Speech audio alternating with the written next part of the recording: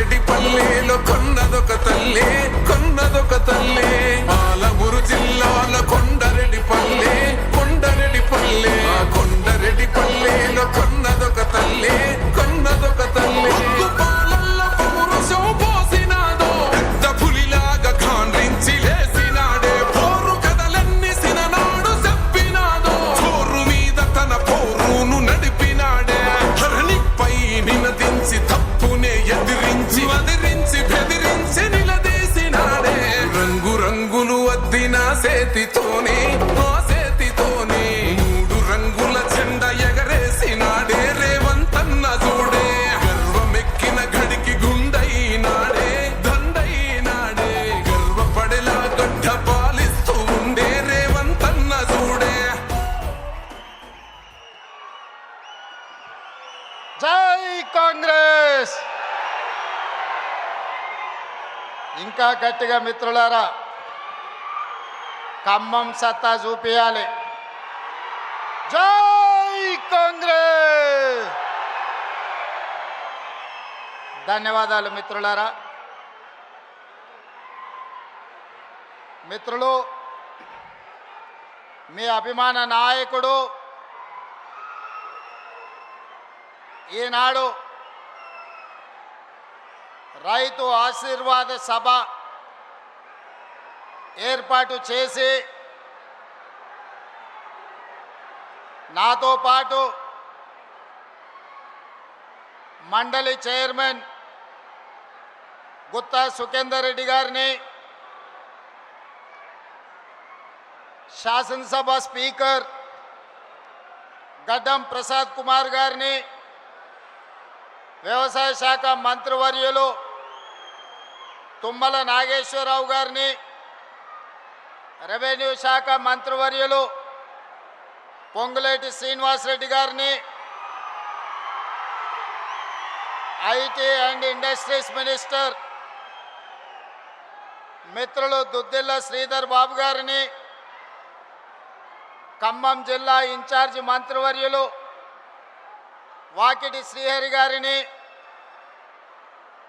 ఆర్ఎండ్బి శాఖ మంత్రివర్యులు మిత్రులు కోమటిరెడ్డి వెంకటరెడ్డి గారిని, అదేవిధంగా ఖమ్మం జిల్లా పార్లమెంట్ సభ్యులు రఘురాం రెడ్డి గారిని, మహబూబాబాద్ పార్లమెంట్ సభ్యులు బలరాం నాయక్ గారిని, రాజ్యసభ సభ్యులు వేం నరేందర్ రెడ్డి గారిని, ప్రభుత్వ విప్ ఆది శ్రీనివాస్ గారిని, మరో ప్రభుత్వ విప్ డాక్టర్ రామచంద్ర నాయక్ గారిని, సీనియర్ శాసన సభ్యులు పాయం వెంకటేశ్వర్లు గారిని, కోరం కనకయ్య గారిని, మిత్రులు శాసనసభ్యులు రామ్దాస్ నాయక్ గారిని, సోదరిమణి శాసనసభ్యురాలు రాగమయ్య గారిని, అదేవిధంగా శాసనసభ్యులు ఆది నారాయణ గారిని, అదేవిధంగా భద్రాచలం శాసనసభ్యులు తెల్లం వెంకట్రావు గారిని, ఖానాపూర్ శాసనసభ్యులు వెడ్మ బొజ్జు గారిని, జూబ్లీ హిల్స్ శాసనసభ్యులు నవీన్ యాదవ్ గారిని,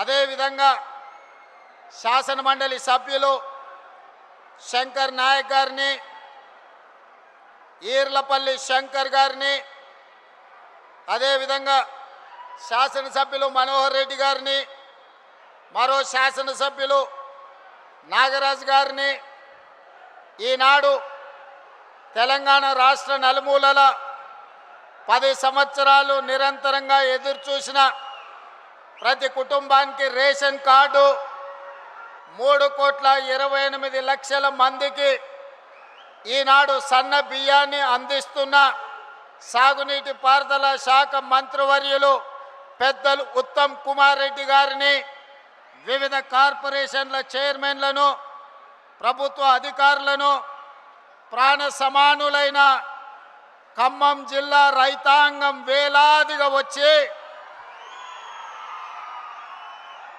మీ అభిమాన నాయకుడు, నా ఆప్త మిత్రుడు బట్టి విక్రమార్క గారు ఏర్పాటు చేసిన ఈ సభను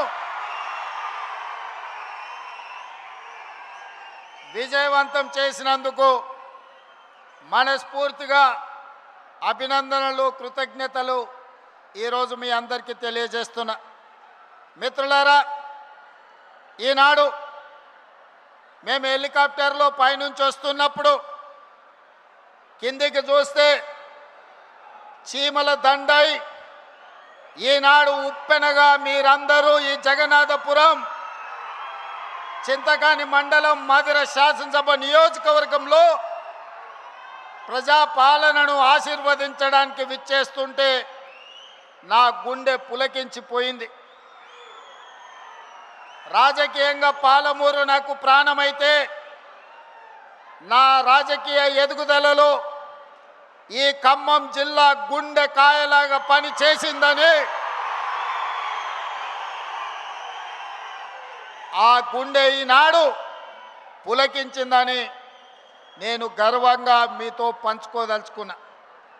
మిత్రులారా, 10 సంవత్సరాల రాక్షస పాలన, ఆనాడు నేరెళ్లలో దళితులను లారీల కింద ఇసుక మాఫియా తొక్కించినప్పుడు గిట్టుబాటు ధర అడిగిన గిరిజనులని ఖమ్మం జిల్లాలో బేడీలు వేసినప్పుడు, ఉద్యోగాల కోసం నిరుద్యోగ యువకులు పోరాడితే లాఠీలను తూటాలను పేలుస్తున్నప్పుడు శాసనసభలో ప్రతిపక్ష నాయకుడిగా బట్టి విక్రమార్క గారు, కాంగ్రెస్ పార్టీ అధ్యక్షుడిగా పిసిసి అధ్యక్షుడు హోదాలో నేను ఆనాడు పాదయాత్ర చేపట్టి తెలంగాణలో నలుమూలలు తిరిగినాం. సరిగ్గా జూలై మాసం 2023 నాడు ఖమ్మం పట్టణంలో ఒక అద్భుత సన్నివేశం జరిగింది. ఆనాడు ఆదిలాబాదులో మొదలైన మిత్రులు బట్టి విక్రమార్క గారి పర్యటన ఖమ్మం జిల్లాలో ముగింపు సందర్భంగా మిత్రుడు, మీ అభిమాన నాయకుడు, సోదరుడు పొంగులేటి శ్రీనివాసరెడ్డి గారు కేసీఆర్ను, బీఆర్ఎస్ పార్టీని 100 అడుగుల గోతి తీసి పాతి పెట్టడానికి కంకణం కట్టుకొని ఇక్కడి నుంచి కూతవేటు దూరంలో ఆనాడు సమావేశాన్ని ఏర్పాటు చేసి మన అభిమాన నాయకుడు, కాబోయే భారత ప్రధాని రాహుల్ గాంధీ గారిని ఆహ్వానించినప్పుడు ఈ ఖమ్మం జిల్లా ప్రజలు లక్షలాదిగా ఉప్పెనై కమ్మేసి ఆనాడు బీఆర్ఎస్ను బందబెట్టిన మాంతు జూలై మాసం 2023 సరిగ్గా 36 నెలలు పూర్తి చేసుకున్న సందర్భంగా ఇదే జూలై మాసం 2026 నాడు చింతకాని మండలంలో మళ్ళీ ఆశీర్వాద సభ పెడితే వేలాదిగా మీరు ఉప్పెనై కమ్మేసి బీఆర్ఎస్ను మలక ఎత్తనీయము. ఖమ్మం జిల్లాలో బీఆర్ఎస్ అనే పదము నిషేధించబడ్డది. ఈ ఖమ్మం జిల్లాలో ఈ విషపు మొక్కను మళ్ళీ మొలకెత్తనీయమని ఈనాడు ఒట్టేయడానికి విచ్చేసిన మా ఖమ్మం రైతాంగానికి మనస్ఫూర్తిగా నేను కృతజ్ఞతలు తెలియజేస్తున్నా. మిత్రులారా, ఇవాళ ఈ సభ ఆషామాషి సభ కాదు. ఈ సభ పరిపాలనకు సంబంధించిన సభనే కాదు, భవిష్యత్ ప్రణాళికలను రచించుకొని తెలంగాణ రాష్ట్రం 4 కోట్ల ప్రజలు ఏ దిశగా, ఏ వైపున రాబోయే శాసనసభ ఎన్నికల్లో తీర్పు ఇయ్యబోతున్నారో మిమ్మల్ని అందరినీ చూసిన తర్వాత నాకు అర్థమయ్యింది. చాలామంది మీడియా మిత్రులు ఈడ ఉండొచ్చు, లేదా హైదరాబాదు నగరంలో ఉండి చూస్తున్న మీడియా మిత్రులకు నేను ఒక అంశాన్ని గుర్తు చేయదలుచుకున్నా. ఆనాడు జూలై 2023 నాడు ఖమ్మంలో రాహుల్ గాంధీ గారి బహిరంగ సభ, బట్టి గారి పాదయాత్ర ముగింపు మిత్రుడు పొంగులేటి గారి కాంగ్రెస్ పార్టీలో చేరిక సభ తరువాత గాంధీ భవన్లో పాత్రికేయ మిత్రులు నన్ను కలిసిండ్రు. వాళ్ళతో చర్చాగోష్ఠి జరిగినప్పుడు కాంగ్రెస్ పార్టీకి ఉప ఎన్నికల్లో డిపాజిట్లు రావడం లేదు, భారతీయ జనతా పార్టీ వేగంగా వస్తుంది, బీఆర్ఎస్ కేసీఆర్ మాయ మాటలు మూటలతో ఎన్నికలకు వస్తున్నాడు, ఆ మాయ మాటలకు బీఆర్ఎస్ ఎన్నికల్లో పెట్టే మూటలను మీరు ఎట్లా తట్టుకొని ఎన్నికల్లో మీరు గెలుస్తారని నన్ను అడిగారు. ఆనాడు నేను ఒక్క మాట స్పష్టంగా చెబితే గుర్తుండదని పెద్దలు ఒక మాట చెప్పిండ్రు, సౌ బక్నా ఏక్ లిఖ్నా అని.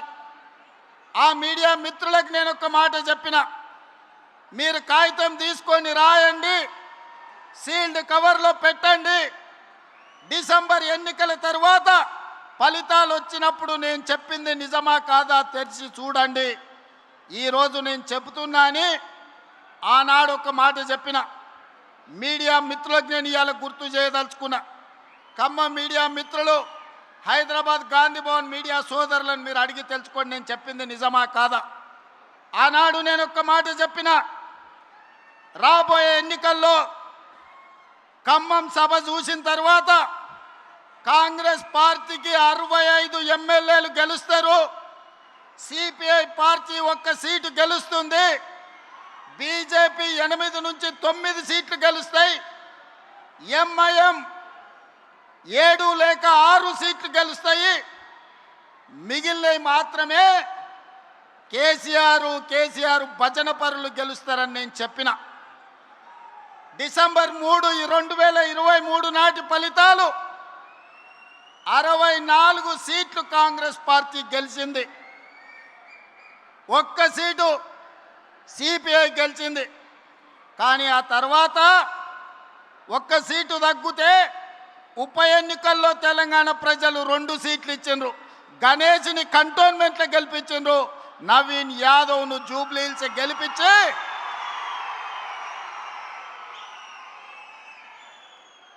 64 సీట్లను 66 సీట్లు చేసిరు. ఆనాడు నేను చెప్పిన జోస్యం. ఆ తర్వాత పార్లమెంట్ ఎన్నికలు వచ్చినప్పుడు సూటిగా చేవెళ్ళ గడ్డ మీద నుంచి సవాలు విసిరిన, కేసీఆర్ రాసి పెట్టుకో, పార్లమెంట్ ఎన్నికల్లో నీకు గుండు సున్నా, నీకు పంగనామాలు పెట్టిస్తే తెలంగాణ ప్రజలతోనని. పార్లమెంట్ ఎన్నికల్లో చెప్పింది చేసినాం, బీఆర్ఎస్కు గుండు సున్నా ఇప్పించినాం తెలంగాణ ప్రజలతోటి.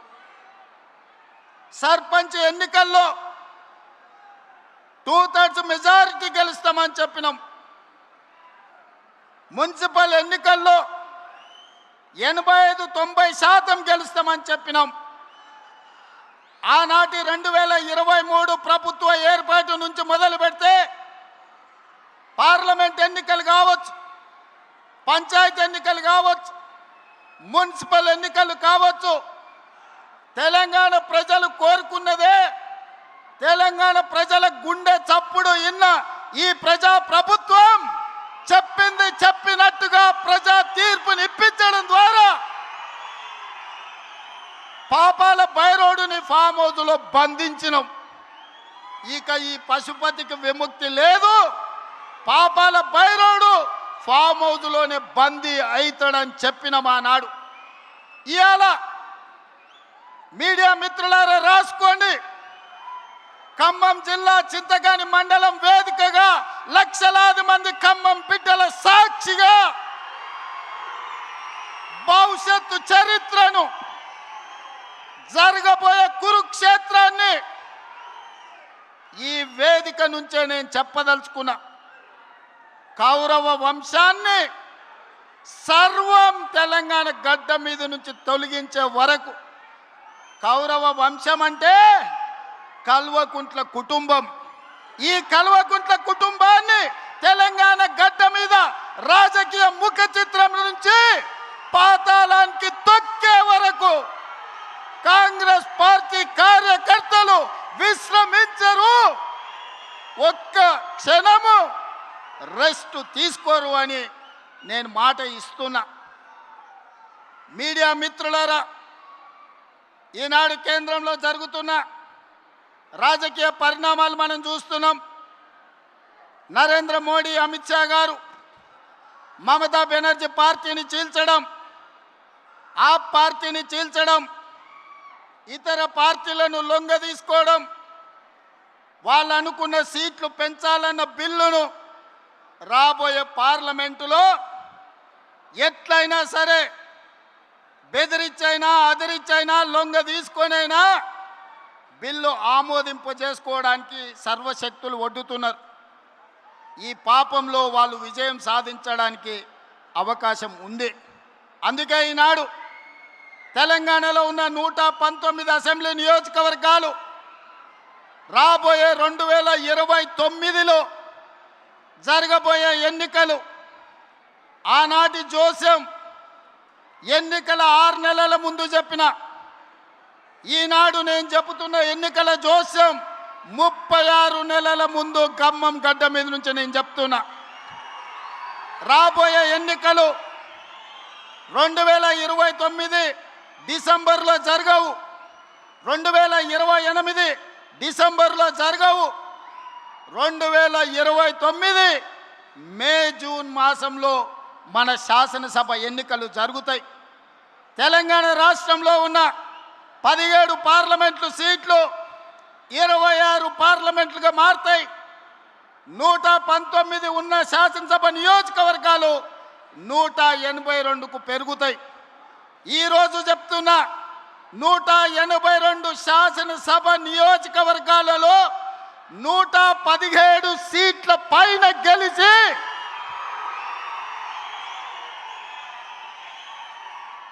117 మీడియా మిత్రులారా రాసుకోండి. 117 అంటే 117 శాసన సభ్యులను గెలిపించుకొని రెండవసారి తెలంగాణ రాష్ట్రంలో ప్రజాపాలనను కాంగ్రెస్ ప్రభుత్వాన్ని గెలిపిస్తాం. రాముడు మీద, భద్రాచలం రాముడు మీద ఆనా. ఇది ఖమ్మం కాంగ్రెస్ కార్యకర్తల మాట. కాసుకో చంద్రశేఖర్ రావు, నువ్వు, నీ కొడుకు, నీ అల్లుడు, నీ బిడ్డ, నీ చుట్టాలు, నీ భజన పరులు,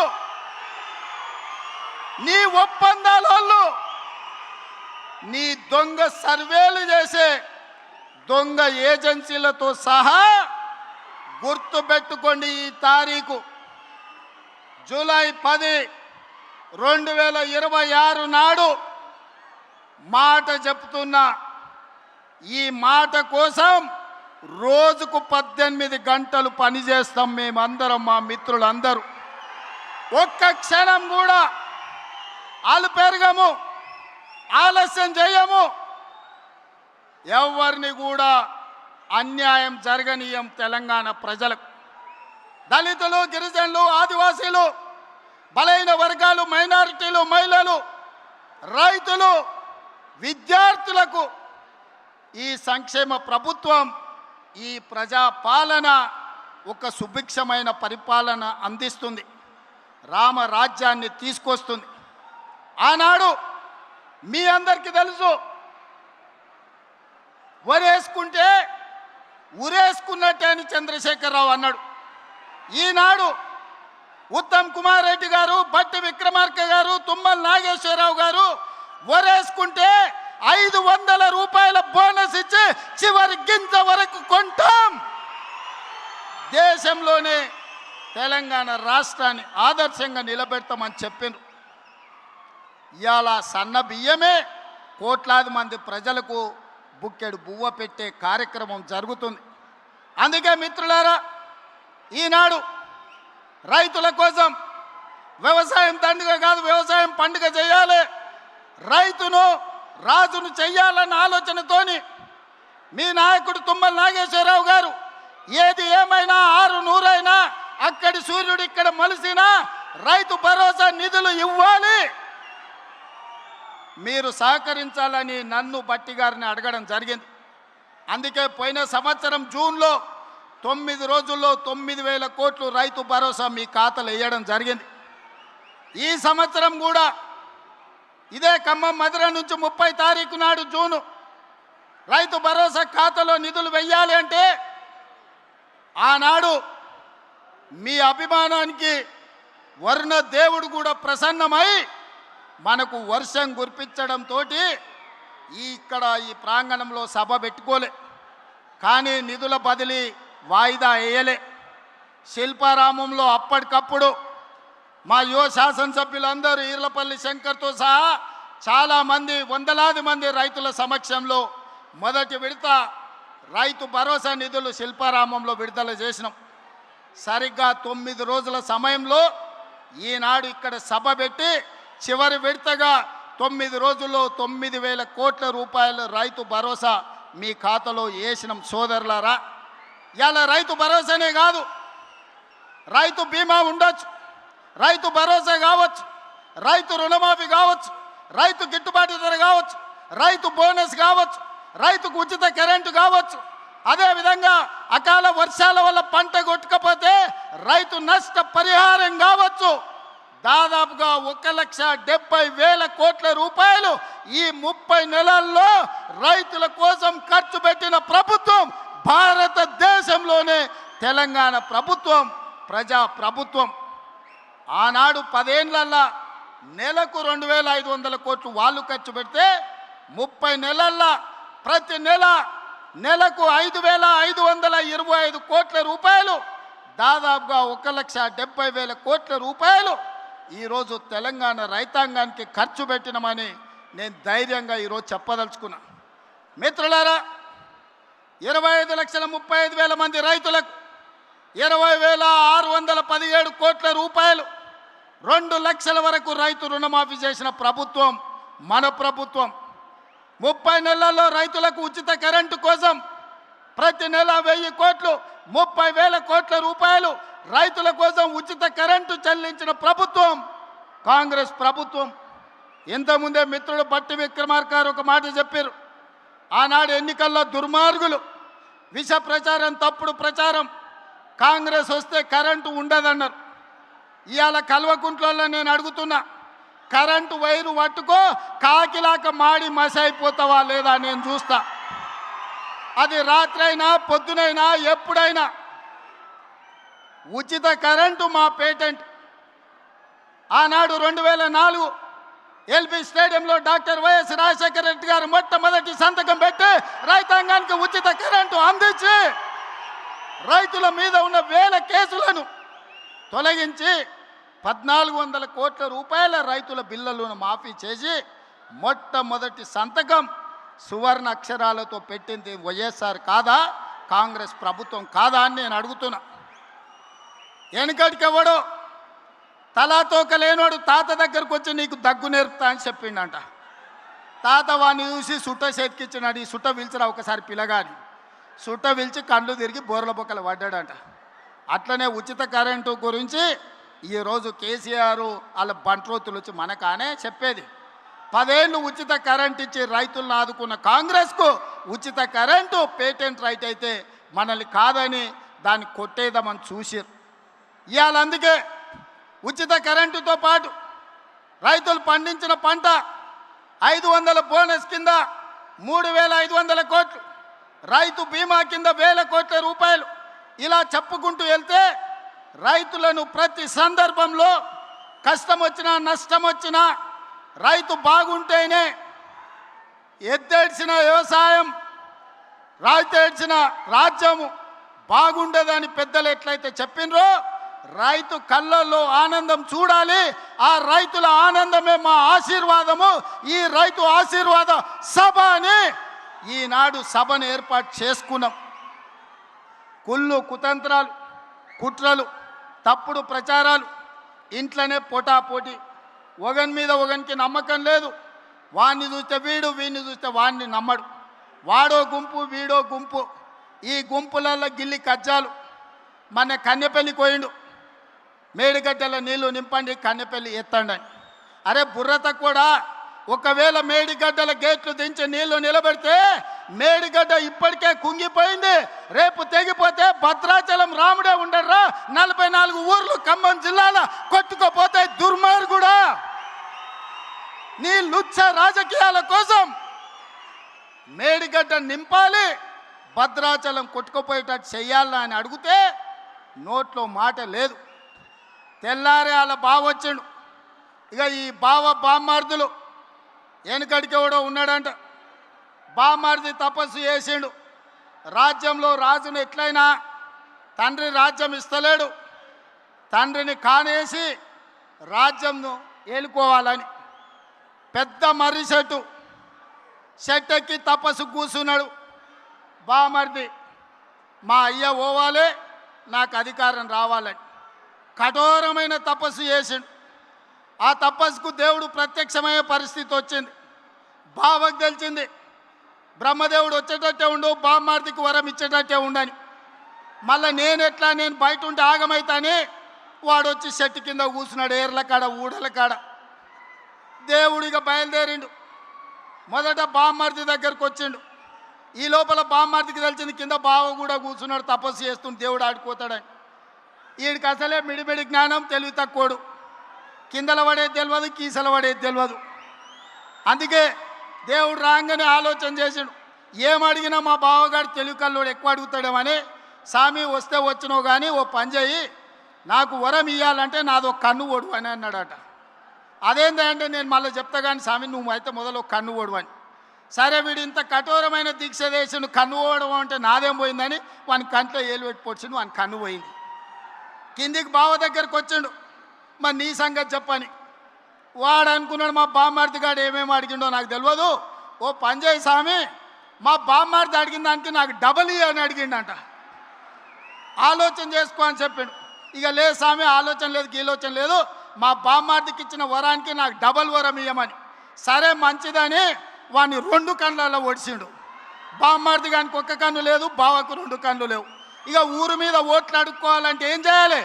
ఈ బావని బామ్మార్ది భుజాల మీద ఎక్కించుకొని ఖమ్మం సింతకాని మండలంలో మన సభ ముందు పల్లి బఠానీలు అమ్ముకోనికి వచ్చారు. ఇది బామ్మార్దుల స్టోరీ. బావెవడో మీకు తెలుసు కదా, తాటి చెత్త అంత పెరిగిండు కానీ తలకాయలో చింతకాయ అంత కూడా తెలియలేదు. బామ్మార్ది ఎవడో మీకు తెలుసు కదా, సోంబేరిగాడు.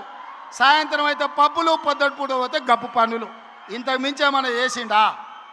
వీళ్ళు కాంగ్రెస్ను ఓడిస్తాం, కాంగ్రెసే రేవంత్ రెడ్డి సర్వే చేసుకుంటే మేం గెలుస్తున్నామని వచ్చిందని మాట్లాడుతున్నాం. అన్నం తినేటోడు ఎవడన్నా ఎన్నికలు ఎన్నడు ఉంటాయో తెలియకుండా, ఎవడు పోటీ చేస్తాడో తెలియకుండా, ఏ రిజర్వేషన్ ఉంటుందో తెలియకుండా, ఎన్ని సీట్లు పెరుగుతాయో తెలియకుండా, ఎన్నికలలో ఏం చెప్తామో తెలియకుండా ఎన్నికల సర్వేలు చేసి ఎవడు గెలుస్తాడో నిర్ణయిస్తాడంట. జూబ్లీ హిల్స్లో గిట్లనే చెప్పిండు, సర్వే చేసినాం గెలుస్తున్నాం, ఇది రెఫరెండం అని. ఏమైంది? జూబ్లీ హిల్స్లో బండకేసి కొట్టిండ్రు. ఇగో గీనే నవీన్ యాదవ్ ఉన్నాడు 25,000 ఓట్లతో గెలిచి.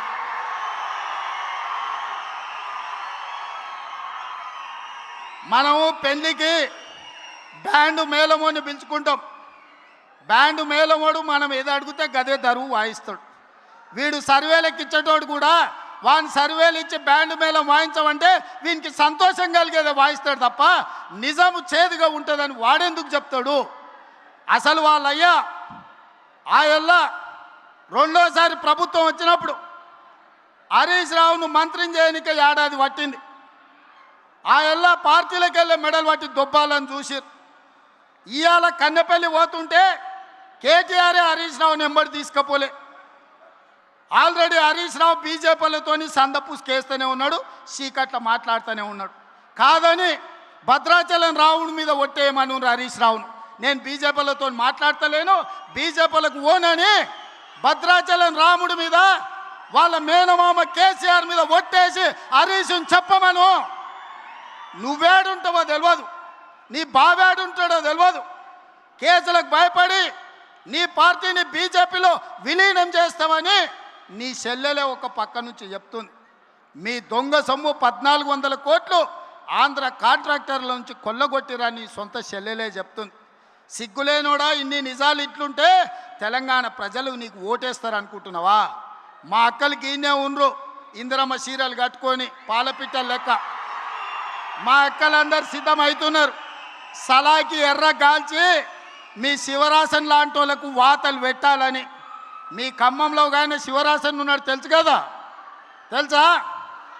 మీరు ఈడ పువ్వాడ అజయ్ అంటారు, హైదరాబాద్లో ఆయన ఒంటికన్ను శివరాసన్ అంటారు. అట్లాంటి వాళ్ళు చాలా మంది ఉన్నారు.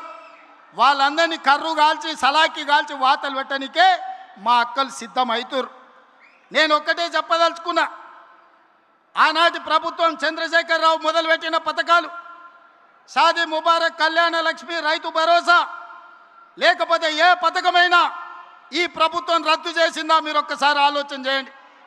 ప్రజలకు ఉపయోగ పథకం ఏదున్నా ప్రజల కోసం, ప్రజల సంక్షేమం కోసం ఆ పథకాలను అమలు చేసినాం. ఆయన రైతు బంధు అంటే సంవత్సరానికి 10,000 అంటే, మీ తుమ్మల గారు బట్టి గారు రైతు భరోసా పేరు మీద 2,000 పెంచి సంవత్సరానికి 12,000, 30 నెలల 36,135 కోట్ల రూపాయలు రైతు భరోసా పథకాన్ని కొనసాగిస్తలేమా? ఆనాడు డబుల్ బెడ్రూమ్ ఇళ్ళని ఆనా పిల్లల కోట శ్రీనివాసరావు కథలు చెప్పినట్టు కోడిని పైన కట్టి సద్దన్నం కింద తింటే, ఈ డబుల్ బెడ్రూమ్ జోల్ని చెప్పి మనల్ని మోసం చేస్తే, మీ అభిమాన నాయకుడు పొంగులేటి శ్రీనివాసరెడ్డి ఇందిరమ్మ ఇండ్లు మొదటి విడత 4.5 లక్షలు, రెండో విడత 2.5 లక్షలు, 7 లక్షల ఇండ్లు కట్టి మీ ఖమ్మం జిల్లాలోనే గిరిజన సోదరుల మధ్యన గృహ ప్రవేశాలు చేసింది నేను కాదా? మీ అభిమానంతో నన్ను ఆదరించింది నిజం కాదా? సన్న బియ్యం భద్రాచలంలో పాయలం వెంకటేశ్వర గారి కాన్స్టిట్యున్సీలో గిరిజనుడి ఇంట్లో సన్న బియ్యంతో బుక్కెడు బువ్వ నేను వచ్చి తినిపోలేదా? ఈ పథకాలన్నీ లేవా? ఆనాడు వాళ్ళు రేషన్ కార్డులు ఇవ్వలే. ప్రతి పేదవాడికి ఈనాడు రేషన్ కార్డు ఇచ్చినాం. ప్రతి పేదవాడికి సన్న బియ్యం ఇచ్చినాం. 50 లక్షల కుటుంబాలకు 200 యూనిట్లు ఉచిత విద్యుత్ ఇచ్చినాం. పేదవాడికి 7 లక్షల ఇందిరమ్మ ఇండ్లు ఇచ్చినాం. పేదవాడికి 20,617 కోట్ల రూపాయలు రైతు రుణమాఫీ 2 లక్షల వరకు చేసినాం. ఆనాడు 1,00,000 రూపాయలు అన్నాడు, 4 విడతలు అన్నాడు, అసలు అన్నాడు, మిత్తి అన్నాడు. చివరికి రైతు చేతిలో అప్పు, రైతు చేతిలో సిప్ప, రైతు తల మీద అప్పు మిగిలిపోయింది. కానీ ఈ ప్రభుత్వం రైతులకు రైతు రుణమాఫీ చేసి చూపించింది. రైతు భరోసా 10,000 ఇస్తే 12,000 ఇచ్చింది. రైతు ఉచిత కరెంటు ఈరోజు మనం ఇచ్చినాం. వడ్ల కొనుగోలులో ఉత్తమ్ కుమార్ రెడ్డి 30 నెలల్లో 80,000 కోట్ల రూపాయలు సివిల్ సప్లైస్ కమిషన్ నుంచి రైతుల కోసం ఖర్చు పెట్టినాం. తెలంగాణ ఉద్యమమే 69 తొలి తెలంగాణ ఉద్యమం, పాల్వంచలో తెలంగాణ ఉద్యమం ఖమ్మం జిల్లాలో పుట్టింది. బంట్రోతు ఉద్యమం కోసం మొదలైన ఉద్యమం తెలంగాణ రాష్ట్రాన్ని సాధించినాం. చంద్రశేఖరరావు మాత్రం నిరుద్యోగుల కళ నెరవేర్చలే. ఈనాడు మొదటి సంవత్సరంలో 67,717 ప్రభుత్వ ఉద్యోగ ఖాళీలు భర్తీలు చేసి ఇంజనీర్లను, డాక్టర్లను, నర్సులను, పోలీసులను వివిధ శాఖల్లో ప్రభుత్వ ఉద్యోగాలు మనం భర్తీ చేసినాం. ఇట్లా చెప్పుకుంటూ వెళ్తే రైతు రుణమాఫీ కావచ్చు, రైతు భరోసా కావచ్చు, రైతు బీమా కావచ్చు, రైతు బోనస్ కావచ్చు, నిరుద్యోగ ఉద్యోగ నియామకాలు కావచ్చు, ఆడబిడ్డలకు 60,000 కోట్ల రూపాయల బ్యాంకు లింకేజ్ కావచ్చు, బతుకమ్మ పేరు మీద ఆడబిడ్డల చీరలలో కూడా కమిషన్లు కొడితే గాడిదలారా ఈడనే తగిలబెట్టిరు. మీరు ఇచ్చిన చీరలు పిట్టలను బెదిరించనిక పొలాలకు కట్టిరు ఆనాడు. కానీ ఇవాళ గాడ మా అక్క కనిపిస్తుంది పాలపిట్ట రంగు, కెమెరాకి అక్కడ తిప్పుర్రా. మా అక్క పాలపిట్ట రంగు చీర కట్టుకొని వచ్చి సైపాయికి ఎత్తింది చూడు. ఇంటాయన కూడా అరే మా ఆమె ఎంత అందంగా ఉందా పాలపిట్ట చీరలు అనుకునే పరిస్థితి. మా అక్క కలకలలాడుతుంది. ఈ తమ్ముడు పండుగ పూట పెట్టిన చీర సారె కింద మా అక్కలు కట్టుకొని ఇవాళ నన్ను ఆశీర్వదించనికి వచ్చారు. ఆర్టీసీలో ఆడబిడ్డలకు ఉచిత బస్సు ప్రయాణం 30 నెలల్లో ఆడబిడ్డల కోసం 11,000 కోట్ల రూపాయలు ఖర్చు పెట్టి ఏ ఒక్కరు కూడా అమ్మగారింటికి పోయినా, అమ్మవారిని దర్శించుకున్న, రాములోరి దగ్గరికి పోయినా అనా పైసలు లేకుండా ఈరోజు ప్రయాణం చేస్తురా లేదా మా అక్కల్ని అడుగురి. అక్క కెమెరా మీద కనిపించేటోళ్ళు చెప్పురి, బస్సులు ఎవరన్నా రూపాయి అడిగినరా? 2 రోజుల్లోనే ముఖ్యమంత్రి అయినప్పుడు చెప్పిన మీరు బస్సు ఎక్కుండ్రి, కావాల్సిన దగ్గర దిగుండ్రి. ఎవడన్నా మీరు కిరాయి అడిగితే మీ తమ్ముని ఫోటో చూపించుండ్రి, మా తమ్ముడు పట్నం వాళ్ళు ఉన్నాడు, బస్ కిరాయి తెచ్చుకోపో అని. 30 నెలల్లో ఎప్పుడన్నా అడిగినరా అక్క? ఇది 1000 మెగావాట్ల ఉచిత విద్యుత్ యజమానులను చేసినాం. 1000 బస్సులకు ఉచిత ప్రయాణం కాదు, 1000 బస్సులకు మా ఆడబిడ్డలను యజమానులను చేసినాం. పెట్రోల్ బంకులు పెట్టించినాం. శిల్పారామం దగ్గర 1000 కోట్లతోని మా ఆడబిడ్డలకు స్థలం ఇచ్చి వాళ్ళ ఉత్పత్తులను అమ్ముకునేటట్టు చేసినాం. ఇవన్నీ 8,21,000 కోట్ల రూపాయల అప్పులో రాష్ట్రాన్ని మాకు అప్పగిస్తే, అప్పుల ఊబిలో కూరుకుపోయిన రాష్ట్రాన్ని ఒడుపుగా జాగ్రత్తగా తెలవకపోయినా తెలుసుకొని సమయస్ఫూర్తితోని రాష్ట్రాన్ని నడిపించి, ఆనాటి ప్రభుత్వం ఇచ్చిన పథకాలే కాదు, ఈనాడు ఈ అన్ని అదనంగా పథకాలను అమలు చేస్తున్నాం. ఇన్ని చేసినందుక మేము ఓడిపోవాలని నేను అడుగుతున్నా. ఇన్ని పనులు చేసినందుక సర్వేలల్లో మీకు అనుకూలంగా ఉందా? నేను అడగదలుచుకున్నా. సన్న బియ్యం తిన్నోళ్ళు, ఇందిరమ్మ ఇల్లు వచ్చినోళ్ళు, ఉచిత కరెంట్ వచ్చినోళ్ళు, సిలిండర్ 500లకు వచ్చినోళ్ళు, ఆర్టీసీలో ప్రయాణం చేసిన మా ఆడబిడ్డలు, ఉద్యోగాలు వచ్చిన మా నిరుద్యోగ యువకులు ఈనాడు మాకు ఓట్లేస్తే బీఆర్ఎస్కు డిపాజిట్లు కూడా దగ్గవు, ప్రతిపక్ష హోదా కూడా రాదు. అవునా? అవునా? అవునా? 20 తారీఖు పైన నేను ఢిల్లీకి వెళ్తున్నా. మల్లికార్జున్ ఖర్గే రాహుల్ గాంధీ గారిని కలుస్తున్నా. రాహుల్ గాంధీ గారిని ప్రధానమంత్రిని చేస్తాం.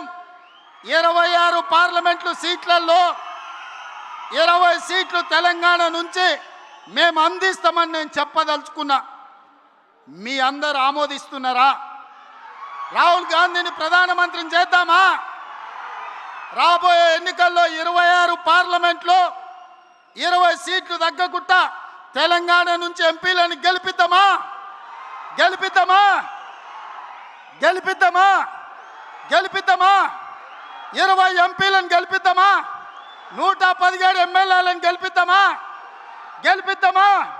గెలిపిద్దామా? సిద్ధమేనా? సిద్ధమేనా? సిద్ధమేనా? సిద్ధమేనా? సిద్ధమన్నోళ్ళందరూ చేయి పైకెత్తండి. జై కాంగ్రెస్! జై కాంగ్రెస్! నేను ఒక నినాదం ఇస్తా, మీరు కోరస్ వాడాలి నాతో పాటు. భట్టి గారు చిట్టి పంపించారు, మధురకి ఇంజనీరింగ్ కాలేజ్ కావాలని. ఇక ఇంత పెద్ద సభ పెట్టినాక ఆయన మాట ఖాళీ చేస్తామా? ఆయన అడిగింది ఏం లేదు, కాలేజ్ మా పిల్లల చదువుల కోసం, మా దళితుల గిరిజనులు పేదోళ్ళ పిల్లలను ఇంజనీర్లు చేయాలని మా మిత్రుడు తాపత్రయపడుతున్నాడు. ఇంత గొప్ప సభ చేసినాక ఏ నాయకుడైనా కాదంటాడా? అసలే ఆర్థిక మంత్రి ఆయన నల్లద్దాలు పెట్టుకున్నాడు కాబట్టి సరిపోయింది. ఆయన కన్నెర్రగిన చేస్తే బీఆర్ఎస్ భస్మం అయిపోతుంది. సో మా భట్టి గారు అడిగినట్టు మధురకి ఇంజనీరింగ్ కాలేజ్ ఇస్తున్నాం. మీడియా మిత్రులారా ప్రత్యేకంగా రాయండి. చివరగా నా స్లోగన్, నేను ఔరేక్ బార్ అంటే మీరు కాంగ్రెస్ సర్కార్ అనాలి. సరేనా? సరేనా? సరేనా? ఔరేక్ బార్! ఔరేక్ బార్! ఔరేక్ బార్! ఔరేక్ బార్! ఔరేక్ బార్! ఔరేక్ బార్! ఔరేక్ బార్! గో వెనకాల వీళ్ళు అంటలేరు, వీళ్ళని కూడా అనిపించరా? ఔరేక్ బార్! ఔరేక్ బార్! కాంగ్రెస్ సర్కార్! కాంగ్రెస్ సర్కార్! కాంగ్రెస్ సర్కార్! ఔరేక్ బార్! ఔరేక్ బార్! ఔరేక్ బార్! భట్టి గారు మీరు కూడా మా స్లోగన్ల కోరస్లో జాయిన్ గారు. ఔరేక్ బార్! ఔరేక్ బార్! మీ మాటగా రాహుల్ గాంధీ గారిని ప్రధానమంత్రిని చేస్తున్నాం. 2023 ఆనాడు రాహుల్ గాంధీ గారికి తెలంగాణలో ప్రజాపాలన తెస్తున్నామని మీరు మాట ఇచ్చిండ్రు. ఈనాడు కేంద్రంలో రాహుల్ గాంధీని ప్రధానమంత్రిని చేయడానికి ఖమ్మం బిడ్డలు మాట ఇచ్చిండ్రని నేను రాహుల్ గాంధీ గారికి మీ మాటగా చేరవేస్తా. రాహుల్ గాంధీ గారిని మళ్ళీ మీ దగ్గరికి తీసుకొస్తా. గొప్ప సభ చేసి రాహుల్ గాంధీ గారిని నిండు మనసుతో మీరు ఆశీర్వదించాల్సిందిగా కోరుకుంటూ మీ అందరి దగ్గర సెలవు తీసుకుంటున్నా. 2 లక్షల మందితోని రాహుల్ గాంధీ గారి సభను 5 లక్షలు మా భట్టి గారు 10 నియోజకవర్గానికి 50,000 మంది 5 లక్షలతోని రాహుల్ గాంధీ గారి సభ ఇక్కడనే పెడదాం. నిండు మనసుతోని మీరు ఆశీర్వదించండి. ఖమ్మం బిడ్డల ఆశీర్వాదం, భద్రాద్రి రాములోరి ఆశీర్వాదం, రాహుల్ గాంధీ గారిని దేశానికి ప్రధానమంత్రిని చేసే వరకు మనం విశ్రమించొద్దు. మీ మాటగా రాహుల్ గాంధీ గారికి నేను చేరవేస్తాను తెలియజేస్తూ మీ అందరి దగ్గర సెలవు తీసుకుంటున్న మిత్రులారా. గౌరవనీయులైన సీఎం గారి చేతుల మీదుగా మొక్కజొన్న రైతులకు చెక్ ఇప్పుడు అందజేస్తారు. 3,504 కోట్లు. ఒక్క సీజన్లో 3,504 కోట్ల చెక్ ఇవ్వటం అనేది ఒక చారిత్రాత్మకం. డిప్యూటీ సీఎం గారు వారి సందేశంలో చెప్పారు. అలాగే రెవెన్యూ మంత్రి వారి సందేశంలో చెప్పారు. ఈ పట్టాదారు పాస్ పుస్తకాలు కూడా రైతులకు లాంఛనంగా అందజేస్తున్నారు. ఇది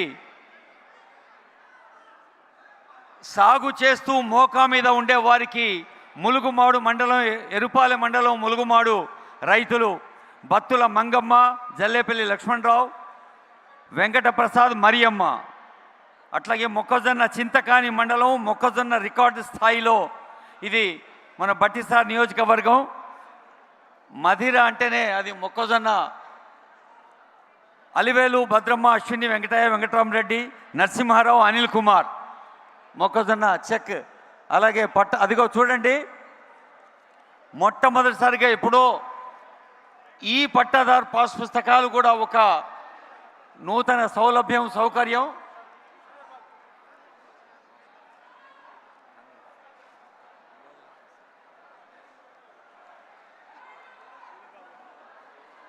గౌరవనీయులైన ముఖ్యమంత్రి గారి చేతుల మీదుగా రైతులు స్టేజ్ మీద లాంఛనంగా కొందరే అందుకుంటారు.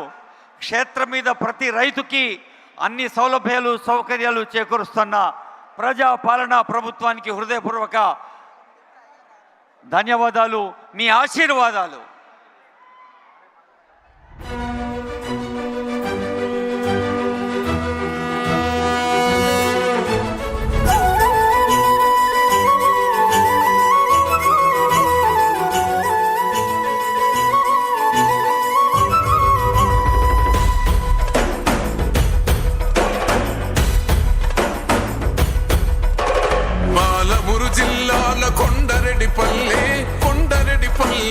కొండరెడ్డిపల్లెలో కొన్నదొక తల్లి. పాలమూరు జిల్లాల కొండరెడ్డిపల్లె, కొండరెడ్డిపల్లెలో కొన్నదొక తల్లి. పాలల్ల పౌరుషం పోసినాదో, పెద్ద పులిలాగా ఖాండ్రించి లేసినాడే. పోరు కథలన్నీ సిననాడు చెప్పినాదో, చోరు మీద తన పోరును నడిపినాడే. హరణిపై నినదించి తప్పునే ఎదిరించి బెదిరించి నిలదీసినాడే. రంగులు అద్దిన సేతితోనే 3 రంగుల జెండా ఎగరేసినాడే. రేవంతన్న చూడే గర్వమెక్కిన గడికి గుండైనాడే, దండైనాడే. గర్వపడేలా గడ్డ పాలిస్తూ ఉండే రేవంతన్న చూడే.